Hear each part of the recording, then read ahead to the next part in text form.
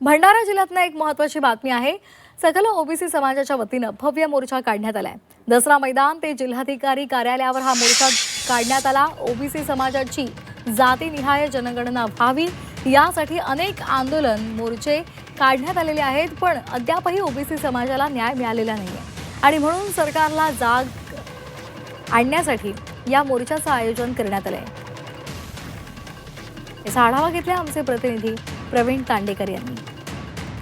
सकल ओबीसी समाजाच्या तर्फे भंडाऱ्यामध्ये मोर्चाचे आयोजन करण्यात आलेले आहे। दसरा मैदान ते जिल्हाधिकारी कार्यालयामध्ये हा मोर्चा धडकणार आहे। एकंदरीत जिल्ह्यातील ओबीसी बांधव या ठिकाणी एकवटलेले आहेत आणि ओबीसी समाजाला जे काही जनगणना आहे ते व्हायला पाहिजे अशी मागणी आहे। मी ओबीसीचा योद्धा आहे असे अनेक बॅनर सुद्धा या ठिकाणी लावण्यात आलेले आहेत। आपल्यासोबत ओबीसी नेते बोलण्याकरता काय सांगाल, काय म्हणून हा मोर्चा काढण्यात आलेला आहे?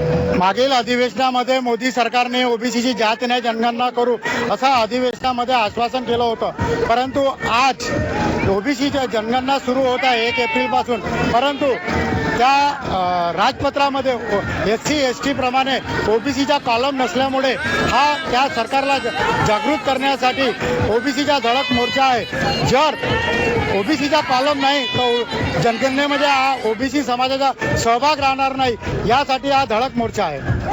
नक्कीच ओबीसीची जनगणना झाली नाही त्याकरता अनेकदा आंदोलन मोर्चे काढण्यात आलेले, मात्र अजूनही सरकारने ओबीसी जनगणना केली नाही, त्यामुळे आज भंडाऱ्यामध्ये हा भव्य मोर्चा काढण्यात आलेला आहे। एकंदरीत आता तरी सरकार जागे होईल का आणि ओबीसी समाजाला न्याय मिळेल का हे पाहणे एवढंच महत्त्वाचं ठरणार आहे। प्रवीण तांडेकर, G24 तास, भंडारा।